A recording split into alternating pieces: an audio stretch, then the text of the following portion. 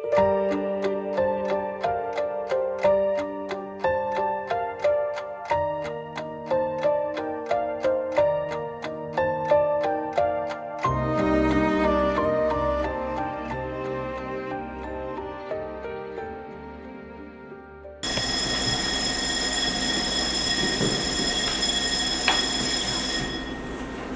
балалар, бүгінгі сабағымыз күндегі сабақтан кішкене өзгеше болады. Өйткені бізге қонақтар келіп отыр. Сабаққа ұйымға жақсы қатысып отырмыз. Жақсы. Барлықтарымыз бейнежазбаға назарыңызды аударайық.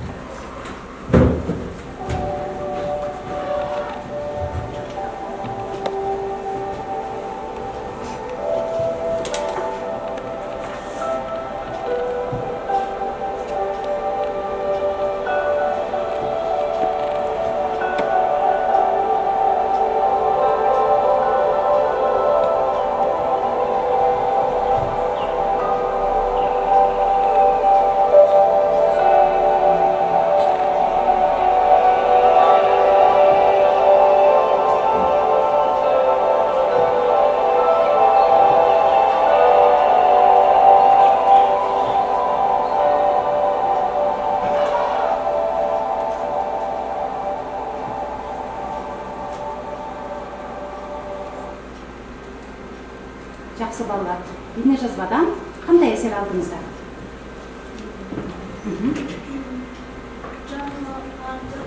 Жануарларды көрдіңдер. Жақсы. Қандай әсер алдыңыздар? Табиғат пен жануарлардың көрінісі. Жақсы. Ал ендеше балалар, біз табиғат әлеміне не істедік? Саяхатқа шықтық. Я? Саяхатқа шықтық. Жақсы. Енді балалар, осы табиғат әлемін табиғат әлемі бізді не істеп тұр? Қоршап тұр, я? Табиғат әлемімізді бізді қоршап тұр. Ендеше балалар, осы қоршаған әлемге біз қандай қамқорлық көрсетеміз? Не істейміз біз? Қандай қамқорлық көрсетеміз? Не істер едіңдер сендер? Қоқыстар жинап, ағаштар отырғызар едіңіз. Жақсы, тағы тұрып айта ғой онан. Жануарларға көмек беріп, Қандай көмек бересің жануарларға? оларға тамақ беріп, Қай жануарға тамақ бересің? Көмектесіп жүреміз, аға? Жақсы. мысыққа Жақсы, үй жануарлар. Жақсы, тамаша. Қамқорлық жасайтын жануарлармен. Тағы, тағы кімдер табиғатта қандай қамқорлық жасайтындар? Айта ғой. ауаны ластамаушы едік. Қалай ластамайсыздар? Қоқыстарды, даладағы қоқыстарды. Далаға қоқыс тастамайсыз. Жақсы балалар, ендеше біз осы жақсы көңіл күймен сабағымызды әрі қарай бастайық. Жақсы, ендеше біз қоршаған ортаны қорғаймын ортақ бөлімін істеп жатырмыз. Өтіп жатырмыз. Ортақ бөлімін өтіп жатыр екенбіз. Ендеше балалар, енді осы жердегі қорғаймыз сөзі қандай сұраққа жауап береді? Не істейді деген сұраққа жауап береді. Ал жақсы, енді қорғаймыз сөзін қай сөз табына жатып тұр? Қай сөз табына? Етістік. Жақсы, етістіктің қандай қосылған тұр етістікке? Қорғаймыз. Жіктің жалғауы. Ал қай жақта тұр? Бірінші жақта көкшен тұр. Жақсы, ендеше біз етістіктің жіктелуін істеп жатыр екенбіз, өтіп жатыр екенбіз. Ендеше осы етістік туралы білімімізді тексеріп алайық. Ол үшін бәріміз тақтаға назарымызды аударамыз. Ал жылдамдықты талап етеді. Бірінші сұраққа етістіктің жіктелуі дегеніміз не? Бір жауапты табу керек. Қол көтереміз. Айлин. Етістікке жіктік жалғаулары жалғануы. Қайсын аман бұма? Жақсы, тамаша. Келесі. Жылдамдатамыз. Екіншіге. Оқыңыздар. Дара күрделі етістік дегеніміз не? Айын. Дара бір сөзден құралады. Күрделі екі одан да көп сөздерден тұрады. Тамаша. Жақсы, келесі. Тасымамаға. Назарымыз аударып жөнейік. Болымсыз етістікті тап. Нұрали. Олар жарысқа бармады. Бармады. Тамаша.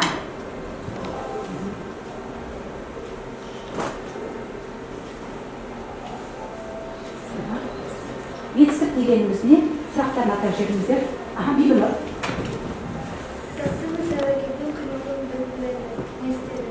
Не істеді тағы? Әрі қарай толықтырып жібереміз. Не болды? Қайта сұрақтарына жауап береді. Жақсы. Етістіктің түрлерін ата. Қайта қой.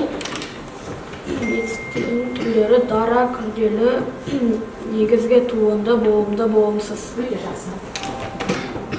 Жарайсыздар. Соңғы сұрақ. Оқып жүріңдер. Негізгі туынды етістік дегеніміз не? Жібек. Түбір сөздер және түбір сөзге жұрнақ жалғану арқылы жасалған сөздер. Сөздерді не дейміз? Негізгі және туынды етістік деп атайды екенбіз. Жақсы, тамаша. Балалар, ендеше сіздер өткен сабақты өте жақсы естеріңізге түсіріп қайталап алдық. Ендеше балалар, бүгін біз сол білімімізді әрі қарай не істейміз? Жалғайтын боламыз. Жақсы. Ендеше бүгін біз сонымен қоршаған ортаны қорғаймын ортақ тақырып бойынша етістіктің жіктелуін өтетін боламыз. Сонымен мақсат не болады біздің? Айтып жүреміз? Жіпті жалғауын қолдансын. Жақсы, тамаша. Олай болатын болса балалар, дәптерді ашамыз, бүгінгі күнді жазамыз.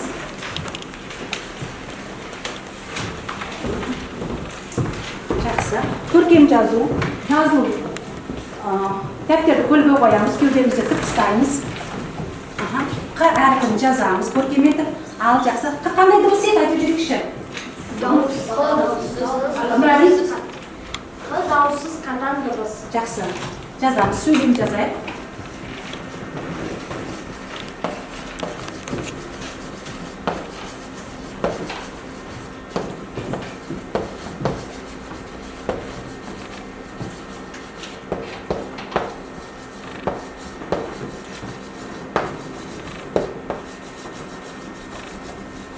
Жақсы.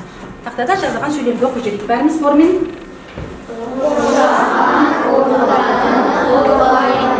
Жақсы, тамаша. Ал, етістікті тауып жеріңіздер. Көтеріп жереміз. Басқа балалар.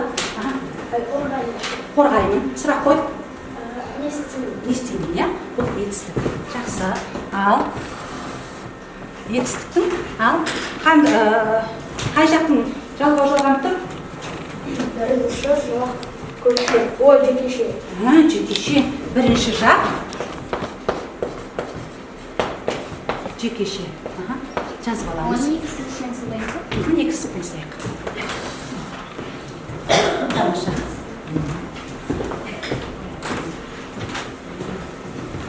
Ендеше бәріміз оқулықтағы 76-шы жаттығуға назарымызды аударамыз.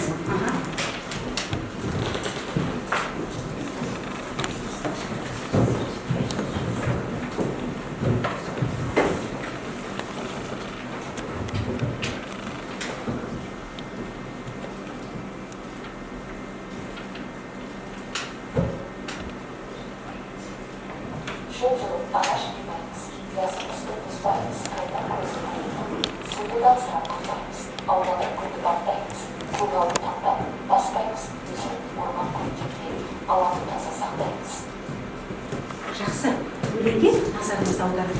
Қазір бұл тапсырмада қандай жұмыс атқарады екенбіз. Жақсы қараңыздар.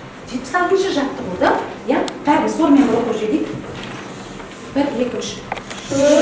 Жылы ағаш қимаймыз, ұясын құстың бұзбаймыз.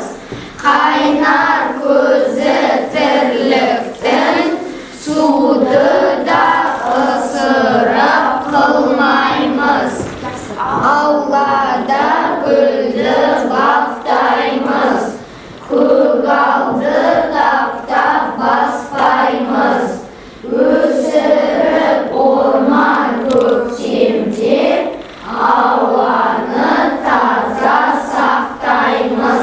Жақсы, көшіріп жазамыз және жікті жалғаулы етістіктің астын сызатын боламыз. Жақсы, бірінші екі жолын кім шығарғысы келеді тақтаға? Тағы басқа айымнан басқа бала жоқ па? Жақсы, айым шығарып тақтаға. Ал қалғандарымыз дәптерімізді көлбеу қойып, кеудемізді тік ұстап, әдемілеп жазамыз. Шөп жұлып қағаш. Қайдымандар саған?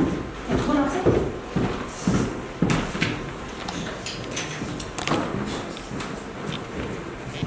Қалғанымыз ойымызға орындай беріңіз.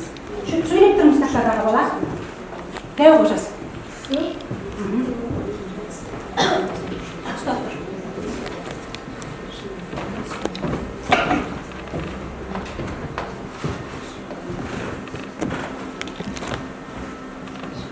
Ағаш қимаймыз.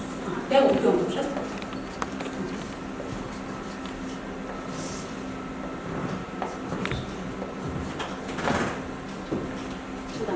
Қимаймыз.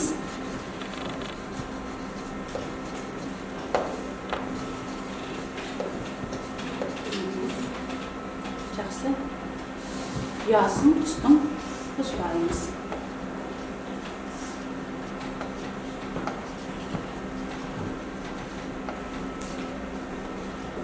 Күніректі жайлы. Өтіп қарағалар.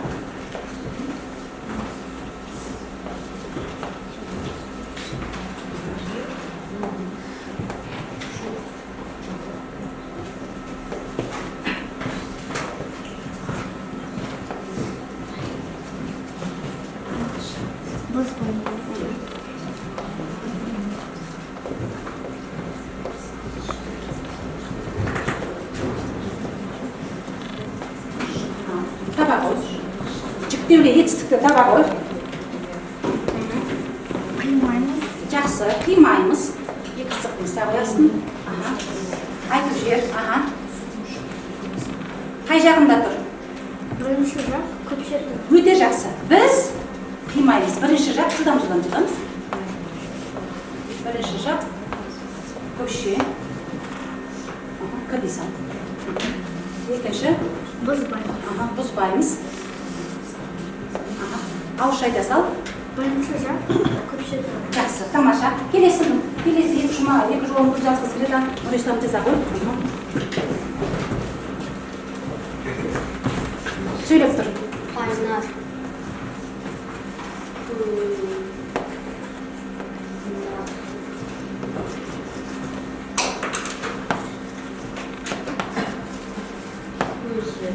Тәрліктің.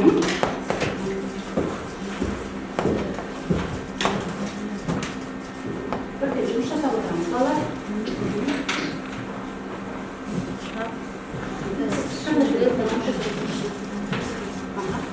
Сөйлеңіз. Суды. Ысырап.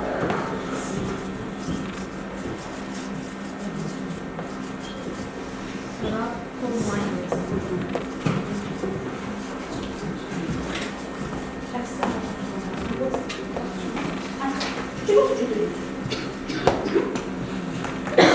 Жақсы. Оқып шық. Тез. Қайнар көзі тірліктің, суды да ысырап қылмаймыз. Жігітті жалғау етістік қайсы? Жалғанымыздық қылмаймыз. Бірінші жақ көпше түрі. Иә. Жақсы. Әрі қарай өзіміз жазамыз. Кім жазып бітті? Кім айтамын дейді? Әрі қарай. Жақсы. Басқа ал. Айта отырғын. Аллада үйді баптаймыз, құралды таптап баспаймыз. Айта ғой. Жүктеулі етістік. Баптаймыз. Сұрақ қой. Не істейміз? Естейміз. Қай жағы? Бірінші жақ көпше. Бірі. Толық айтқан. Екінші? Баспаймыз. Бірінші жақ көпше түрі. Жақсы, тамаша. Келесі екінші. Тағы тілде оқысып жетсін. Өсіріп орман көктемде ауаны таза сақтаймыз. Бұл жерде жүктеулі етістік қайсы? Сақтаймыз. Жақсы. Қай жақ? Бірінші жақ көкше түрі. Көкше, бірінші жақ, көкше. Ендеше балалар, бұл жерде етістік қай жағы болып тұр бәрінің? Бірінші жақ, көкше түрі болып тұр. Ендеше осы жердегі етістіктерді назар айтып оқып жүрейікші бәріміз. Бұзбай. Қимаймыз, бұзбаймыз, қылмаймыз, баптаймыз, баспаймыз, сақтаймыз. Нені? Табиғатты. Ендеше біз табиғатқа қамқорлықты үнемі не істеп жүргіміз керек? Жасап жүру.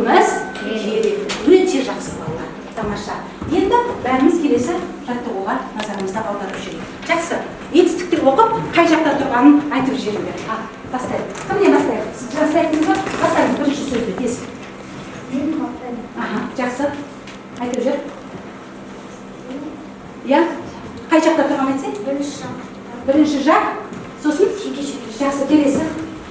Сен баптайсың. Бірінші жақ.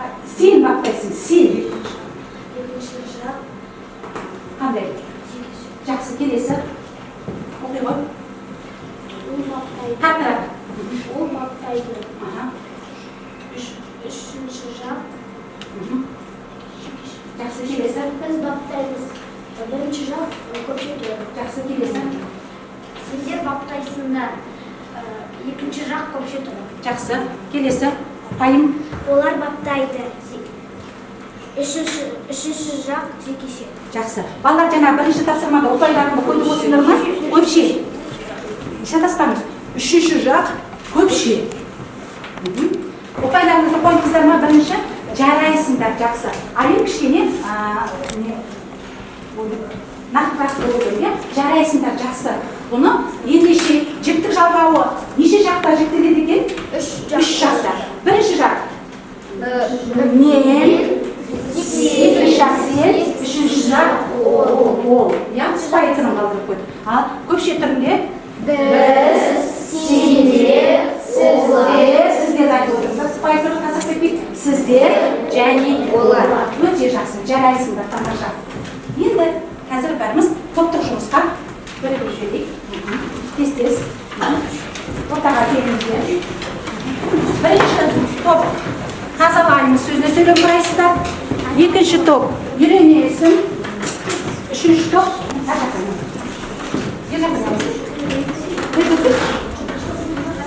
енді қараңыздар балалар. Сөйлемді құрайсыздар және сол сөзді үш жақта жіктеп жазасыздар.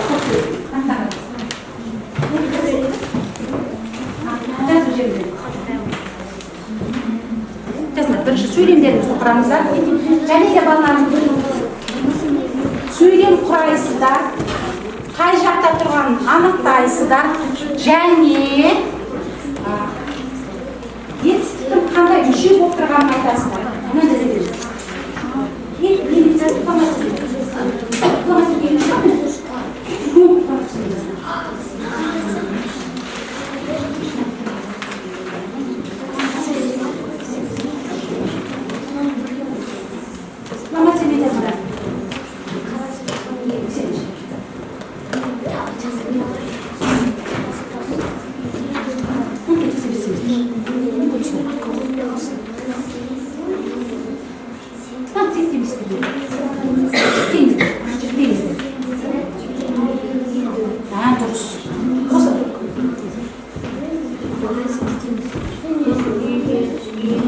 Айтып кетті, шапалақтайды. Анан жаза берсінші, балдар? Анан жаза берсінші?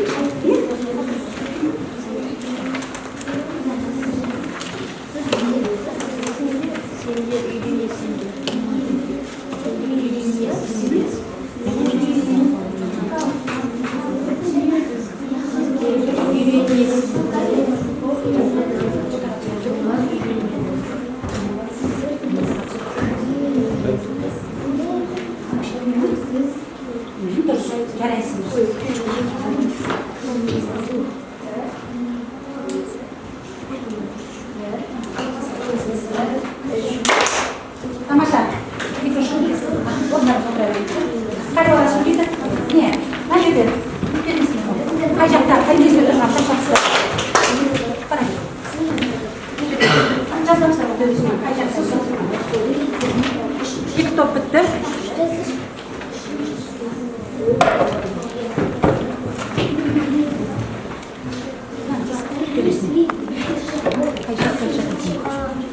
Жазыңдар.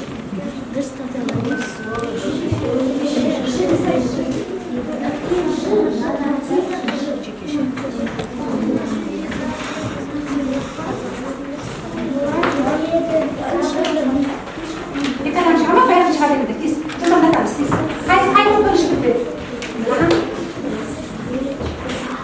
Шыға беріңіздер.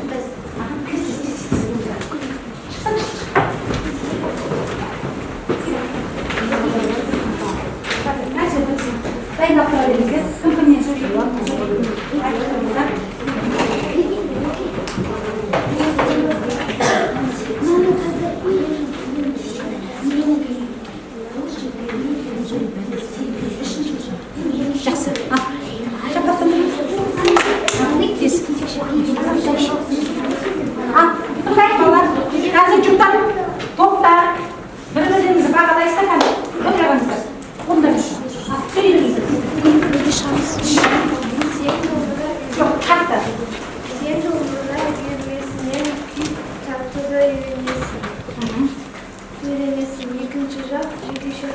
Жақсы. Ал, давай бежелдер. Мен үйренемін. Сен үйренесің. Сіз үйренесіз. Ол үйренеді. Біз үйренеміз. Сендер үйренесіз. Сіздер үйренесіздер. Олар үйренеді. Жақсы. Тамаша. Ал, мына жерде нені айтып жүріңіздер, иә? Жақсы, тамаша. Балалар, бас бармақ арқылы бағалап жіберейік. Дұрыс па бәрі? Жақсы. Елесіңдер, да? Бара беріңіздер. Екінші, сол шығамыз, тез-тез.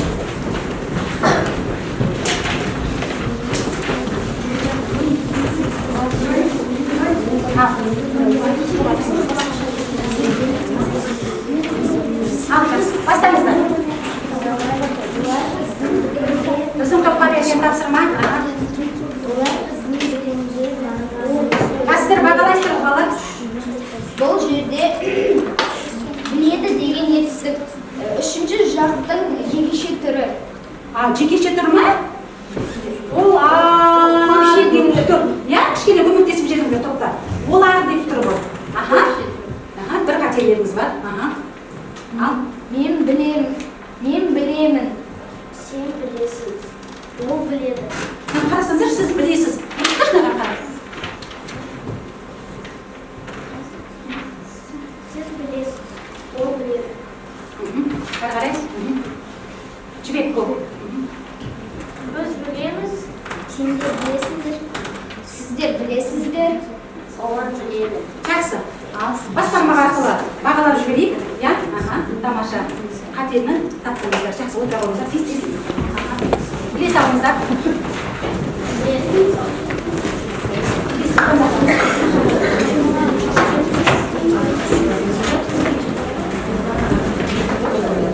Бастаңыздар, бастай беріңіздер. Басталмаңыздар. Бізге берілген етістік тазалаймын. Жақсы. Мен бүгін үйді жақсылап тазалаймын. Бірінші жақ жекеше түріміз. Жақсы. Мен тазалаймын. Сен тазалайсың. Өздерің азаматсыз. Сіз тазалайсыз. Ол тазалайды. Біз тазалаймыз. Сендер тазалайсыңдар. Сіздер тазалайсыздар. Олар тазалайды. Я? Естиміз? Ал, бағалап жіберейік. Бармақ арқылы бағалап жіберейік. Жақсы. Өте жақсы балалар. Топтық жұмыста өз. Енді сіздердің мынандай бағыттарыңызда мынандай сұрақ, бір сұрақ болған балалар. Енді осы жіктік жалғаулы сөз қай мүше болып тұр? Осы сұрақ қалып қойды. Қай мүше болып тұр? Жіктік жалғаулы сөз қай мүше болып тұр? Қай сөйлем мүшесі болып тұр? Баяндауыш. Ал, баяндауыш сөйлемде қандай мүше болушы еді? Тұрлаулы ма, тұрлаусыз ба? Тұрлаулы. Тұрлаулы мүшесі қайсысы мүше? Баяндауыш пен бастауыш. Жақсы. Есіңізге түсіріп жіберіңіз. Жақсы. Енді келесі жұмыс жұптық жұмыс. Жұппен орындайсыздар. Бірінші тапсырманы тыңдап алыңыздар, балалар. Бағаның сол жағындағы сөздерді етістіктермен сәйкестендіресіздер. Яғни оның қай жақта тұрғанын анықтайсыздар. Ұпайларыңызды қойып алыңыздар. Жұптық жұмыстың, топтық жұмыстың ұпайларыңызды қойып отырыңыздар.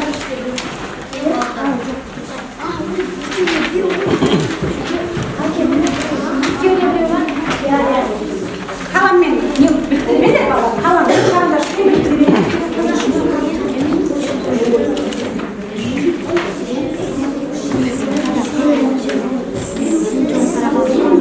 Қай жұп деді, шапалақтайды. Қай жақта тұрған анықтауды ұтаңдар. Қай жақта тұрған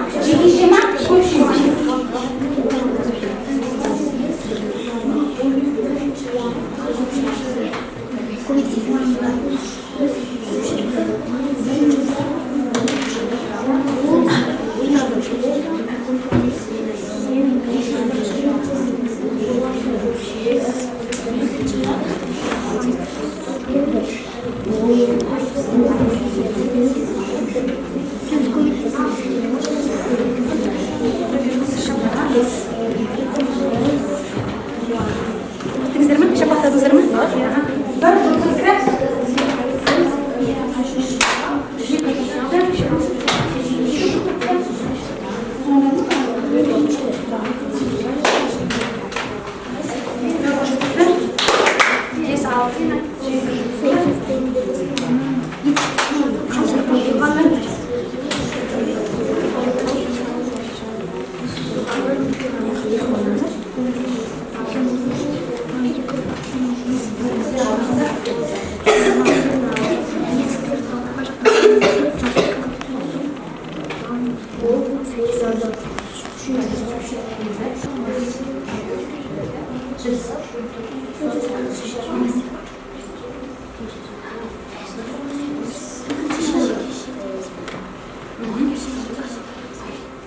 Dürüst, жақсы. Bir жұп қалды, қосамыз, екі жұп қалды. Сіз не көмектесесіз?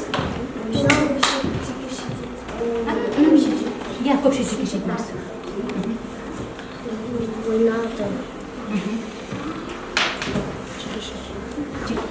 Біз.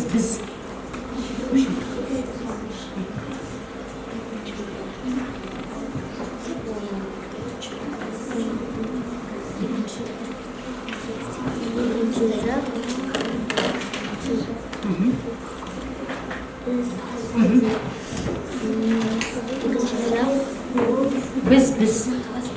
İkinci şapka?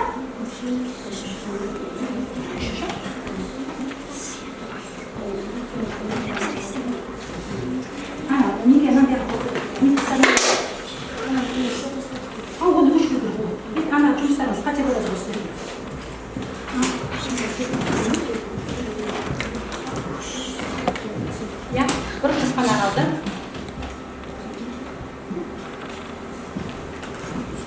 Uylandınızlar.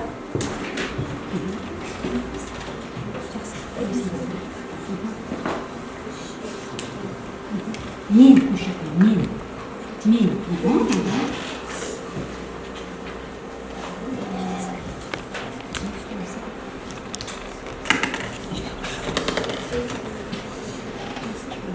Siz.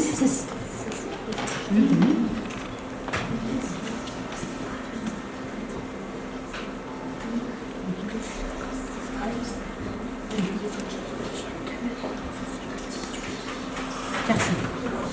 Енді жүкпен алмастырамыз.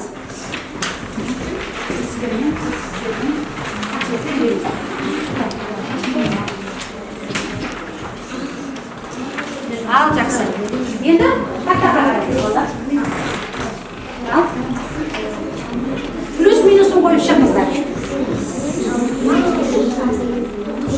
Бірінші сәйкестендірудің дұрыстығын қарайсыздар. Екінші, ол қай жақпен түрінің дұрыс анықтағанын қарайсыздар. Ұпай қойып бересіздер. Екі ұпай тапсырмаға.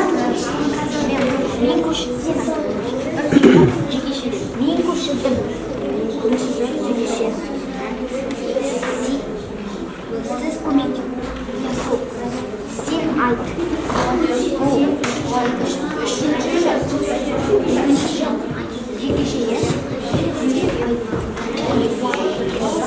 Siz komik misiniz?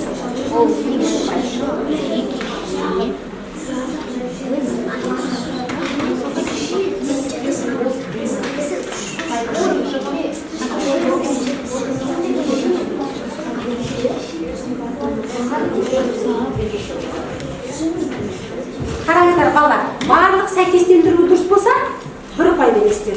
Сосын оның қай жақ екенін және түрін екеуіне бір ұпай бересіздер. Бағалап бересіздер. Ұпайды шетіне қойып бересіздер. Жоқ, 5 емес, 2 ұпай қойасыз. Бәрі дұрыс па? Біреу қате ма? Онда 1 ұпай қойасыз. Иә, дұрыс, 1 ұпайдан өшпей ғой.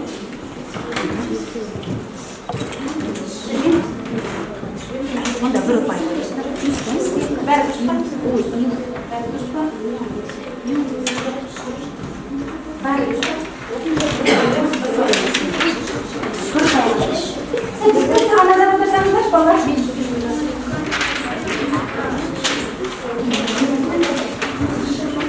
Al жақсы. Әркімнің жұмысын өздеріңізге беріңіздер. Тоқайттыңыз ма?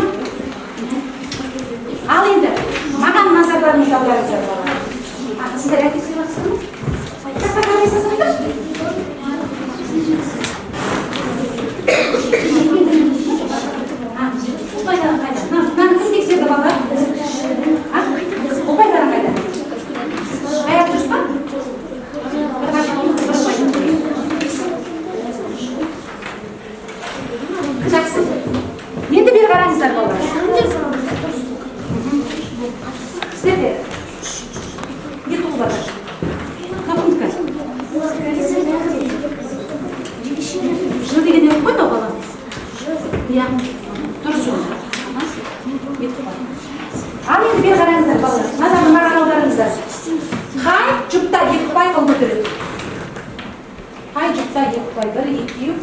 Бір, екеу, үшеу, төртеу, бесеу, алтау, жеті жұптан екі ұпай екен. Жарайсыздар. Ал кімде бір ұпай? Бір ұпай. Жақсы. Ал нөл ұпай бар ма? Нөл ұпай бар ма? Жоқ па? Онда бағалау парақтарыңызда қойып қойыңыздар. Бағалау парақтарыңызда әркім өзінің осы жұптық жұмысын балын қойып қойсын. Жақсы, балалар, тамаша. Жарайсыздар. Ары қарай. Енді қазір біліміңізді қолдайық. Ол үшін барлықтарыңыз ұялы телефондарыңызды алыңыздар. Телефонды.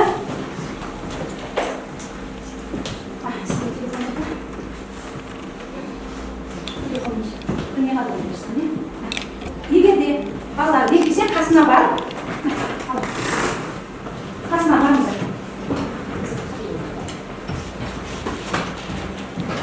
Кімде ашса тапсырманы орындай береді. Өздеріңізді өздеріңіз тексересіздер. Аттарыңызды жазыңыздар. Ат сұрақты жазасыздар.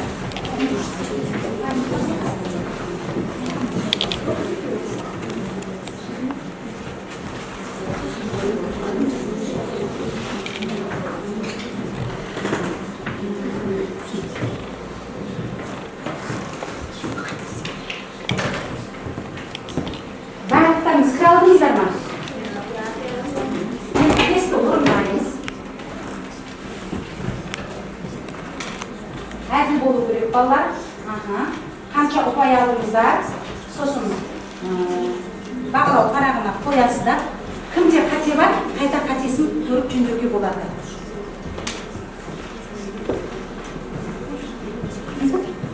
Жақсы, ұпайыңыз қойы беріңіз.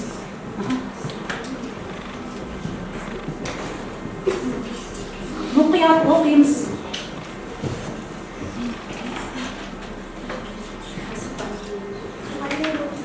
Жақсы. Беріңіздер. Ұпайыңызды енді қателерді жасасыздар. Қай сұрақтан қателесіңіз, соның көптер аласыз. Қатемен жұмыс жасаңыздар. Сіз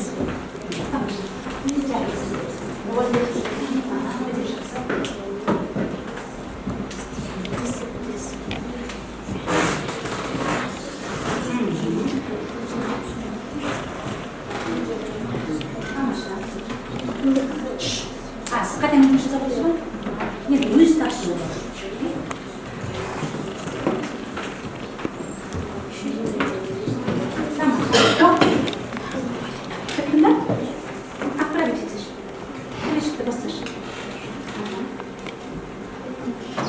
Ұпайыңыз қоя қойыңыз. Жарайсыздар.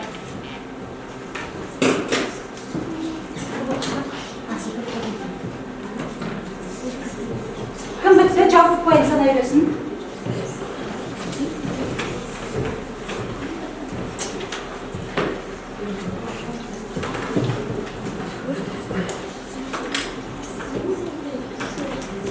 Қай жерде дұрыс жауап жоқ па?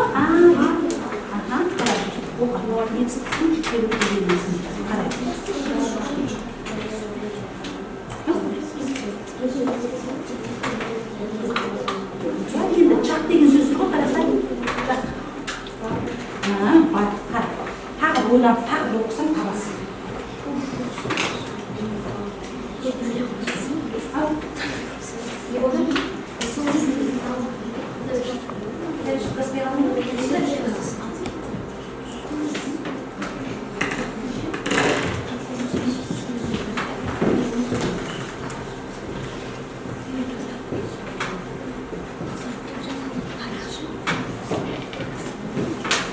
Бала қалды.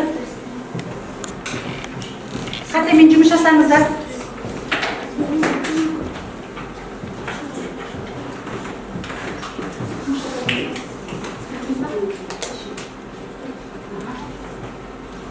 Ал жақсы. Бері қараймыз ғой. Өз-өзіңізді бағаладыңыздар ма? Жақсы. Енді кімде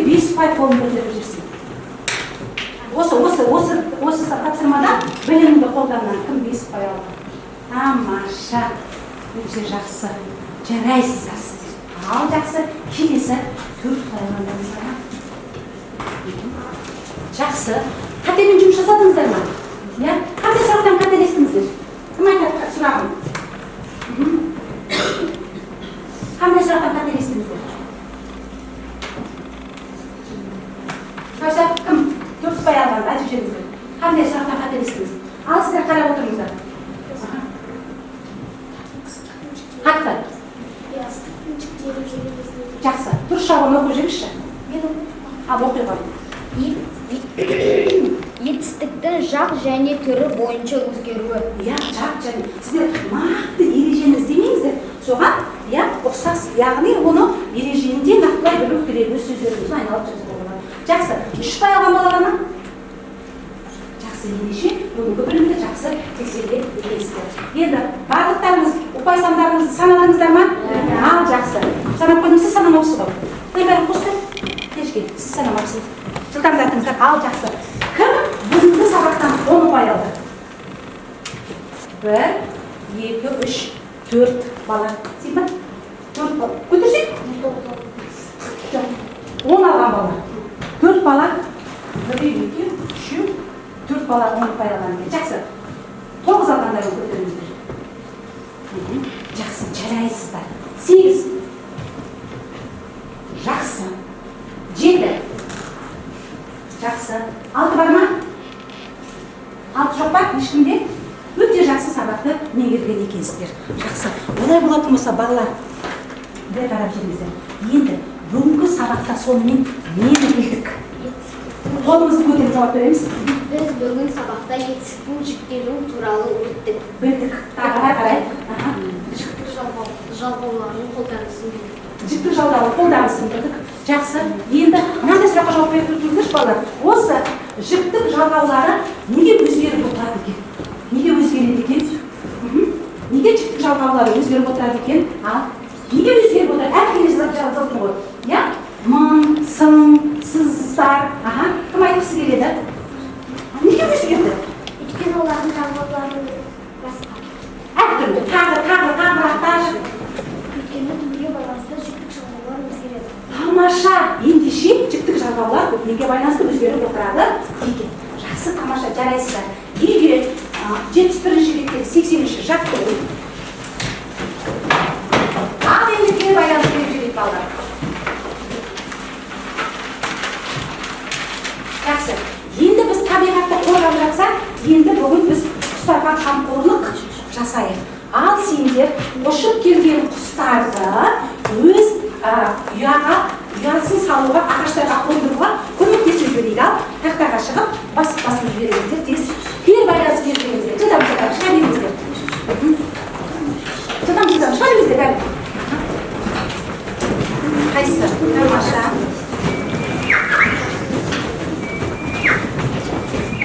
Кім бітті? Отыра берсін орнынан.